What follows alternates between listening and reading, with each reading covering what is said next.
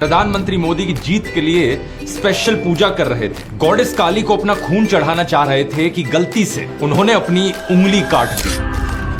ये पीएम मोदी के इतने बड़े दीवाने हैं कि इससे पहले इन्होंने अपने घर के अंदर मोदी के लिए एक मंदिर भी बना दिया था। लेकिन अनफॉर्चुनेटली ये अकेले नहीं है। इन औरतों को देखिए। बीजेपी के टिकट पर तो कुत्ता भी खड़ा हो जाए हम जिता देंगे। ये सच है, अगर कुत्ता भी आएगा उसको भी जिताएंगे। ये तो फिर अंधविश्वास नहीं, भक्त हैं, अंधविश्वास नहीं है, हम भक्त हैं। अगर हमें 5000 का सिलेंडर भी मिलेगा तो हम 5000 का सिलेंडर लेंगे, 500 रुपए लीटर पेट्रोल ले लेंगे। बट मोदी सरकार अगेन 5000 का सिलेंडर और 500 रुपए लीटर पेट्रोल खरीदने को तैयार है। ये मान चुकी हैं कि मोदी महंगाई को कंट्रोल नहीं कर सकते, लेकिन फिर भी वोट मोदी को ही देंगे। एक आदमी बीजेपी सपोर्टर को चैलेंज कर रहा है कि वो एक अचीवमेंट गिना दे मोदी की, वो नहीं गिना पा रहा। अब बीजेपी का कोई ऐसा काम बताइए अच्छा जो सब बीजेपी को वोट। और इस बीजेपी सपोर्टर के पास कोई जवाब नहीं है इसका। ये अपनी पैंट उतारने को भी तैयार हो जाता है मोदी के लिए, अपना प्यार जताने के लिए।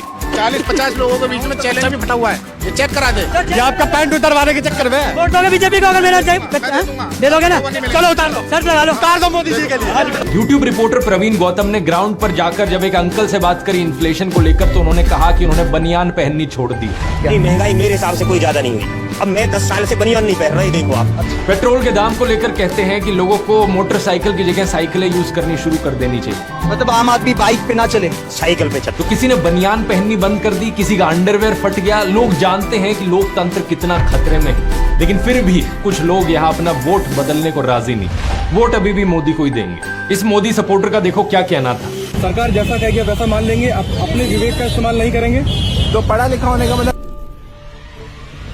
इस वीडियो को देखिए। आपने बयान जरूर कहीं ना कहीं देखा या सुना होगा कि भारत को आजादी 99 साल की लीज पर मिली है। वही मैं बता रही हूँ कि ये भी 99 साल की लीज पर ले। पालघर में कि कैसे 2 साधुओं और उनके एक साथी की लिंचिंग हो गई थी। इसके पीछे कारण था सोशल मीडिया पर फैली अफवाह कि वो चाइल्ड किडनैपर थे। इसके चलते पुलिस ने 101 लोगों को अरेस्ट भी कर लिया था। लेकिन इसके एकदम बाद व्हाट्सएप यूनिवर्सिटी पर एक झूठा मैसेज फैलाया जाता है। ये कहा जाता है कि इन साधुओं को तो एक्चुअली में मुस्लिम्स ने मारा। उस वक्त के होम मिनिस्टर अनिल देशमुख ने ये बात क्लैरिफाई भी करी थी कि 101 लोगों को जिनको अरेस्ट किया गया उनमें से एक भी मुस्लिम नहीं था। लेकिन इस झूठ को रिपब्लिक टीवी के एंकर अर्नब गोस्वामी ने बेशर्मी से अपने चैनल पर फैलाया। Of the killing of 2 Hindu sadhus wearing saffron clothes easily identifiable, she insists this is not communal at all. Does it make any sense to you?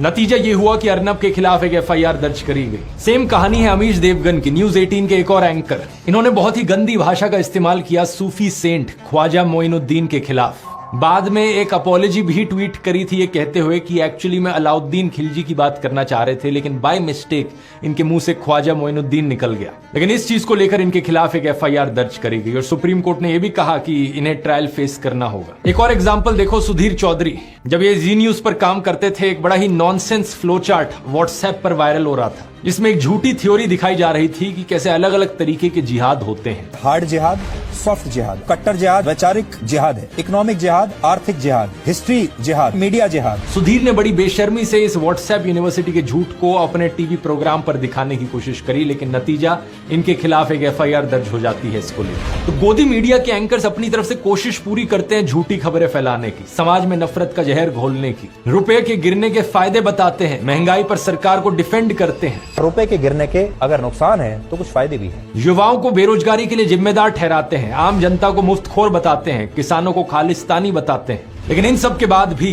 ये व्हाट्सएप यूनिवर्सिटी का मुकाबला नहीं कर पाते, क्योंकि फैक्ट चेक और एफआईआर का डर लगा रहता है। लेकिन व्हाट्सएप यूनिवर्सिटी पर जो लोग खतरनाक माफिया चला रहे हैं, उन लोगों को किसी चीज का डर नहीं है। व्हाट्सएप पर आपको मैसेज आता है किसी जानने वाले से, आप उसके झूठ को पकड़ लेते हो और बताते हो कि असली फैक्ट्स क्या है। वो आपको सिंपली जवाब में कहता है, ओ अच्छा ऐसा है, मुझे तो किसी और ने फॉरवर्ड किया था ये मैसेज। एक व्हाट्सएप मैसेज को पता नहीं कितनी हजारों लाखों बार फॉरवर्ड किया जा चुका है। कोई नहीं जानता कि सबसे पहले वो मैसेज किसने भेजा था, तो किस पर एफआईआर करी जाएगी। अब सरकार चाहे तो इस चीज को ट्रैक कर सकती है और एक्शन ले सकती है। जैसे कि कर्नाटका में एक 32 साल के call centre employ Mohammad Azam को 50 लोगों के मॉब के द्वारा मार दिया गया था, क्योंकि व्हाट्सएप पर एक झूठा मैसेज फैला था कि वो बंदा चाइल्ड किडनैपर था। बिल्कुल वही चीज जो पालघर के केस में हुई थी।